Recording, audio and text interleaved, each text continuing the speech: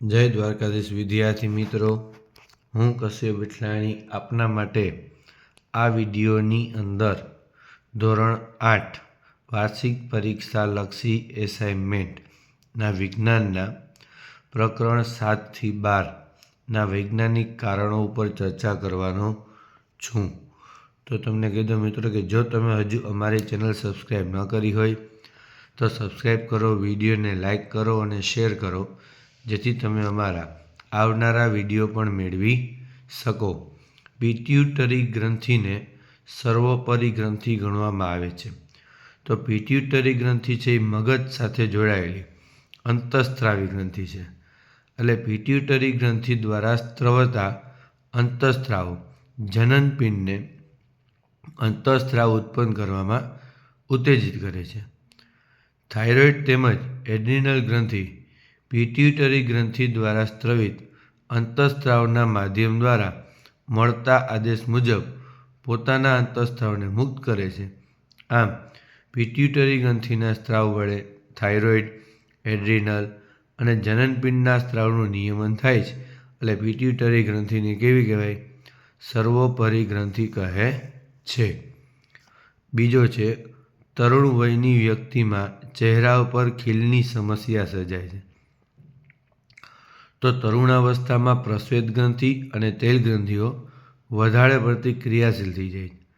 પ્રસ્વેદ ગ્રંથિ અને તેલ ગ્રંથિઓનો સ્ત્રાવ વધી જાય છે. ચહેરા ઉપર તેલ ગ્રંથિનું પ્રમાણ વધારે હોય છે. આ કારણે તરુણ વયની વ્યક્તિમાં ચહેરા ઉપર ખીલની સમસ્યા સર્જાય છે. ત્રીજો, દેડકામાં થાઇરોઇડ ગ્રંથિ વિશેષ મહત્વ ધરાવે છે. તો દેડકામાં કાયાંતરણ અંતઃસ્ત્રાવની અસરથી થાય છે. ટેડપોલનું દેડકામાં રૂપાંતરણ થવાની ક્રિયા થાઇરોઇડ ગ્રંથિ દ્વારા સ્ત્રવસ્થિત થાઇરોક્સિન અંતઃસ્ત્રાવની અસરથી થાય છે. આમ ટેડપોલ જે પાણીમાં વૃદ્ધિ કરી રહ્યા હોય એમાં પર્યાપ્ત માત્રામાં આયોડિન ન હોય તો થાઇરોક્સિનનું ઉત્પાદન અટકી જાય છે અને થાઇરોઇડ ગ્રંથિના અભાવે ટેડપોલનું પુખ્ત દેડકામાં રૂપાંતરણ થતું નથી. આમ દેડકામાં થાઇરોઇડ ગ્રંથિ વિશેષ મહત્વ ધરાવે છે. ચોથો પ્રશ્ન, ડ્રગ્સથી દૂર રહેવું જરૂરી છે. તો ડ્રગ્સનું એકાદ વખત પણ માત્ર કુતૂહલ કે ટેસ્ટ માટે ઉપયોગ છે એ મુશ્કેલી સર્જે. તેનું એકાદવાર સેવન કે ટેસ્ટ કરવાથી સતત લેવાની ઈચ્છા થાય છે. તેના સેવનથી તણાવમુક્ત અને સારાપણાનો અનુભવ દૂર થાય છે, પણ પછી તેની ટેવ કે આદત પડી જાય છે. આગળ જતાં આ આદત હાનિકારક નીવડે, એટલે એનો ઉપયોગ સ્વાસ્થ્ય તેમજ ખુશીને બરબાદ કરી દે છે. એટલે ડ્રગ્સથી દૂર રહેવું જોઈએ. પાંચમો પ્રશ્ન છે, સાયકલ ચલાવતી વખતે પેન્ડલ મારવાનું બંધ કરવામાં આવે તો સાયકલ ધીમી પડીને અટકી જાય છે. તો સાયકલને પેન્ડલ મારવાનું બંધ કરવામાં આવે ત્યારે જમીન અને સાયકલના ટાયર વચ્ચે પ્રવર્તતું ઘર્ષણ બળ જે સાયકલની ગતિનો વિરોધ કરે છે. હવાનું ઘર્ષણ બળ પણ સાયકલની ગતિનો વિરોધ કરતું હોય છે. આથી સાયકલની ગતિ ધીમી પડતી જાય છે અને છેવટે સાયકલ સ્થિર થઈ જાય છે. છઠ્ઠું, લાકડાના પાટિયામાં ખીલીને તેના અણીદાર છેડા પાસેથી ઠોકવામાં આવે છે. તો ખીલીના અણીદાર છેડાનું ક્ષેત્રફળ શીર્ષ કરતાં ઘણું કેવું હોય? નાનું. એટલે નિશ્ચિત બળ વડે ઓછા ક્ષેત્રફળવાળી સપાટી ઉપર વધુ દબાણી પેદા કરી શકાય. તેથી લાકડાના પાટિયામાં ખીલીને તેના શીર્ષથી ઠોકવાને બદલે અણીદાર છેડા પાસેથી ઠોકવામાં આવે ત્યારે ઓછા બળથી પણ ખીલી ઉપર મોટું દબાણ લગાવી શકાય અને સરળતાથી ખીલીને પાટિયાની અંદર ઠોકી શકાય છે. સાતમો, ખભા ઉપર લટકાવવા માટેના થેલામાં પહોળી પટ્ટીઓ રાખવામાં આવે છે. તો પાતળી પટ્ટીને બદલે પહોળી પટ્ટી રાખો તો ક્ષેત્રફળ વધી જાય છે. તેથી થેલાનું વજન મોટા ક્ષેત્રફળ ઉપર લાગે છે. પરિણામે ખભા ઉપર દબાણ ઘટી જાય છે. તેથી ખભા ઉપર થેલો સહેલાઈથી ઊંચકી શકાય છે. આઠમું, કુલીઓને જ્યારે ભારે બોજ ઉપાડવાનો હોય ત્યારે તેઓ પોતાના માથા ઉપર એક કપડાને ગોળ વીંટાળીને રાખે. તો કુલીઓ પોતાના માથા ઉપર એક કપડાને ગોળ વીંટાળીને મૂકે છે. આમ કરવાથી પોતાના માથા સાથે બોજના સંપર્ક ક્ષેત્રફળને વધારી દે છે. આથી તેમના માથા ઉપર લાગતું દબાણ ઘટી જાય છે અને તેઓ તે ભારે બોજને સરળતાથી ઉઠાવી શકે છે. 9મું, ટ્રકના ટાયરો ખાંચાવાળા હોય છે. આ ટ્રકના ટાયર ખાંચાવાળા રાખવાથી રસ્તા સાથે ટાયરનું ઘર્ષણ વધુ થવાથી રસ્તા સાથેની તેની પકડ મજબૂત બને છે અને સારી બને છે. પરિણામે ટ્રક સહી સલામત રીતે રસ્તા ઉપર ચાલી શકે અને અકસ્માત નિવારી શકાય છે.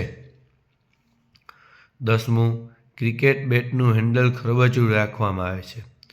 હવે ક્રિકેટ બેટનું હેન્ડલ ખરબચડું રાખવાથી હેન્ડલ અને હાથ વચ્ચેનું ઘર્ષણ વધે છે, એટલે હેન્ડલની પકડ મજબૂત થઈ શકે.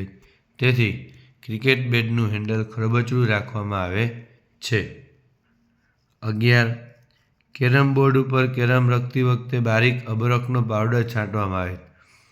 તો કેરમ બોર્ડ ઉપર બારીક અબરખનો પાવડર છાંટો તો એની સપાટી કેવી થઈ જાય? લીસી. પરિણામે કુકરીઓ અને સ્ટ્રાઇકર અને કેરમ આ બોર્ડની સપાટી વચ્ચે ખૂબ જ ઓછું ઘર્ષણ બળ લાગે અને તેથી કુકરીઓને કેરમ બોર્ડ ઉપર ઓછા બળથી વધુ ગતિ કરાવી શકાય છે. 12મું, રસ્તાની બંને બાજુએ વૃક્ષો ઉગાડવા જોઈએ. રસ્તા ઉપર ગતિમાન વાહનને લીધે ધ્વનિ પ્રદૂષણ ઉદ્ભવે છે અને વૃક્ષો શું કરે છે? ધ્વનિનું શોષણ. આમ ધ્વનિ પ્રદૂષણની હાનિકારક અસર ઓછી કરવા રસ્તાની બંને બાજુ વૃક્ષો ઉગાડવા જોઈએ, જેથી કરીને ઘોંઘાટ રહેઠાણો સુધી પહોંચી શકે નહીં. 13મું, ચંદ્ર ઉપર બે વ્યક્તિ એકબીજા સાથે વાતચીત કરી શકતા નથી, કારણ કે ચંદ્ર ઉપર વાતાવરણ નથી પરંતુ શૂન્યાવકાશ છે. એટલે ધ્વનિ શૂન્યાવકાશમાં પ્રસરણ પામતો નથી, એટલે ચંદ્ર ઉપર બે વ્યક્તિઓ વાતચીત કરી શકતા નથી. તો મિત્રો, આ આપણે ચર્ચા કરી વૈજ્ઞાનિક કારણો ઉપર. બરાબર. હવે આપણે ચર્ચા કરશું તફાવત ઉપર. એ પહેલાં ફરી પાછું તમને યાદ દેવા મિત્રો કે જો તમે હજુ અમારી ચેનલ સબસ્ક્રાઈબ ન કરી હોય તો સબસ્ક્રાઈબ કરો, વિડીયોને લાઈક કરો અને શેર કરો, જેથી તમે અમારા બીજા વિડીયો પણ જોઈ શકો. તફાવતની અંદર પહેલો મુદ્દો છે નરના ગૌણ જાતીય લક્ષણો અને માદાના ગૌણ જાતીય લક્ષણો. તો નરની અંદર ચહેરા ઉપર દાઢી મૂછનો વિકાસ જોવો અને આમાં દાઢી મૂછનો વિકાસ થતો નથી. અહીં બીજું, ખભાનો વિસ્તાર વધારે પહોળો હોય છે. માદામાં ખભાની વિસ્તારની સાપેક્ષે સાંકડો હોય છે. નરમાં સ્તન ગ્રંથિ અવિકસિત રહે છે. માદામાં સ્તન ગ્રંથિનો વિકાસ જોવા મળે છે. નરમાં નિતંબ પ્રદેશ ઓછો વિકસિત હોય છે, જ્યારે માદામાં કમરની નીચેનો ભાગ વધુ વિકસિત હોય છે. બીજું છે નર જાતીય અંતઃસ્ત્રાવ અને માદા જાતીય અંતઃસ્ત્રાવ. તો નર જાતીય અંતઃસ્ત્રાવ ટેસ્ટોસ્ટેરોન છે, જ્યારે માદા જાતીય અંતઃસ્ત્રાવ ઇસ્ટ્રોજન છે. નર જાતીય શુક્રપિંડમાંથી સ્ત્રવે છે, માદા જાતીય અંડપિંડમાંથી સ્ત્રવે છે. નર જાતીયમાં છોકરાઓના ગૌણ જાતીય લક્ષણો પ્રેરે છે, માદા જાતીયમાં છોકરીઓના લક્ષણો પ્રેરે છે. નરની અંદર દાઢી મૂછનો વિકાસ તેની અસર હેઠળ થાય છે, માદામાં સ્તન ગ્રંથિનો વિકાસ તેની અસર હેઠળ થાય છે. ત્રીજું, ઘોંઘાટ અને સંગીત. તો ઘોંઘાટ અસુખદ છે, જ્યારે સંગીત કર્ણપ્રિય છે. ઘોંઘાટથી ધ્વનિ પ્રદૂષણ થાય છે, સંગીતથી ધ્વનિ પ્રદૂષણ થતું નથી. ઘોંઘાટથી સ્વાસ્થ્ય સંબંધિત સમસ્યાઓ ઉદ્ભવે છે, સંગીતથી સ્વાસ્થ્ય માટે સારું હોય છે. ઘોંઘાટ કોઈ ચોક્કસ વાદ્યની જરૂર પડતી નથી, સંગીત ઉત્પન્ન કરવા ચોક્કસ વાદ્યની જરૂર પડે છે. ચોથો, નિયમિત પરાવર્તન અને અનિયમિત પરાવર્તન. તો સમતલ, ચળકતી અને લીસી સપાટી ઉપર પ્રકાશના કિરણો આપાત થતાં નિયમિત પરાવર્તન થાય છે, જ્યારે ખરબચડી સપાટી પર પ્રકાશના કિરણો આપાત થતાં અનિયમિત પરાવર્તન થાય છે. આપાત કિરણ એકબીજાને સમાંતર હોય તો પરાવર્તિત કિરણ પણ એકબીજાને સમાંતર હોય. આપાત કિરણ એકબીજાને સમાંતર હોય તો પણ પરાવર્તિત કિરણ એકબીજાને સમાંતર હોતા નથી. ત્રીજો એરો, સમતલ અરીસા ઉપર પ્રકાશના કિરણો આપાત થતાં નિયમિત પરાવર્તન થાય. જ્યારે કાગળ, લાકડું આવા પદાર્થો પર પ્રકાશના કિરણો આપાત થતાં અનિયમિત પરાવર્તન થાય છે. પાંચમો, શુક્રકોષો અને શંકુકોષો અને સળીકોષો. શંકુકોષો દ્વારા તીવ્ર પ્રકાશની સંવેદના મેળવી શકાય, જ્યારે સળીકોષો દ્વારા ઝાંખા પ્રકાશની સંવેદના મેળવી શકાય. શંકુકોષો છે એ રંગ પારખી શકે છે, સળીકોષો રંગ પારખી શકતા નથી. દિનચર પ્રાણીઓમાં શંકુકોષો વધારે સંખ્યામાં હોય અને સળીકોષોમાં ઓછી, જ્યારે નિશાચર પ્રાણીઓમાં સળીકોષો વધારે સંખ્યામાં હોય અને શંકુકોષો ઓછી. છઠ્ઠો, કોર્નિયા અને રેટિના. આંખના આગળનો ભાગ એને કહેવાય કોર્નિયા, આંખના પાછળનો ભાગ એને કહેવાય રેટિના. કોર્નિયા દ્વારા પ્રકાશના કિરણો આંખમાં દાખલ થાય છે, જ્યારે પ્રકાશના કિરણો રેટિના ઉપર કેન્દ્રિત થાય, જેથી દ્રષ્ટિ જ્ઞાન થાય છે. કોર્નિયા બહારથી જોઈ શકાય છે, રેટિના બહારથી જોઈ શકાતું નથી. સ્થિત ઘર્ષણ અને સરકતું ઘર્ષણ. ભૌતિક સંપર્કમાં રહેલી બે સ્થિર સપાટીઓમાંથી કોઈ એક સપાટીને ગતિમાં લાવતી વખતે તેમની સંપર્ક સપાટી ઉપર પ્રવર્તતા ઘર્ષણને સ્થિત ઘર્ષણ કહે છે. જ્યારે ભૌતિક સંપર્કમાં રહેલી બે સપાટીઓ જ્યારે સાપેક્ષ ગતિ કરતી હોય ત્યારે તેમની સંપર્ક સપાટી ઉપર પ્રવર્તતા ઘર્ષણ બળને કેવું કહેવાય? સરકતું ઘર્ષણ બળ કહે છે. સ્થિત ઘર્ષણ બળનું મૂલ્ય બે સપાટીઓના જોડાણ ઉપર આધારિત હોવાથી તેનું મૂલ્ય બીજા પ્રકારના ઘર્ષણ કરતાં વધુ હોય, એટલે કે તેની ઉર્જાની જરૂર પડે છે. જ્યારે જેનું મૂલ્ય સ્થિત ઘર્ષણ બળ કરતાં ઓછું હોય છે, કારણ કે બે સપાટીઓની અનિયમિતતાઓને એકબીજામાં ઘૂસી જવા માટે પૂરતો સમય મળતો નથી. એનું કારણ સપાટીએ અગાઉથી જ ગતિમાં હોય છે. સરકતું ઘર્ષણ અને લોટણ ઘર્ષણ. તો ભૌતિક સંપર્કમાં રહેલી બે સપાટીઓ જ્યારે સાપેક્ષ ગતિ કરતી હોય ત્યારે સંપર્ક સપાટી ઉપર પ્રવર્તતા ઘર્ષણ બળને સરકતું ઘર્ષણ કહેવાય.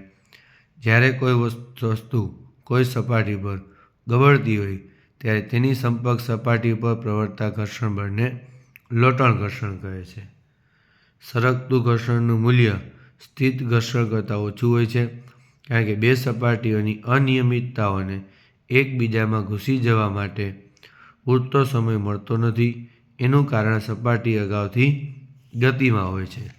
જ્યારે વસ્તુની લોટણ ગતિ બે સપાટીઓની અનિયમિતતાનું જોડાણ થવાને શક્યતાને નહિવત બનાવે છે, એટલે એનું મૂલ્ય બીજી પ્રકારના ઘર્ષણ કરતાં ઓછું હોય છે. ઓકે મિત્રો, આ ચર્ચા કરી આપણે ધોરણ 8 વાર્ષિક પરીક્ષા એસાઇનમેન્ટ 2025 વિજ્ઞાન અને ટેકનોલોજીના વૈજ્ઞાનિક કારણો અને તફાવત ઉપર. આ જ રીતે બીજા પ્રશ્નોના જવાબો જોવા માટે અમારી ચેનલ લાઈક કરો, શેર કરો, સબસ્ક્રાઈબ કરો. જય દ્વારકાધીશ.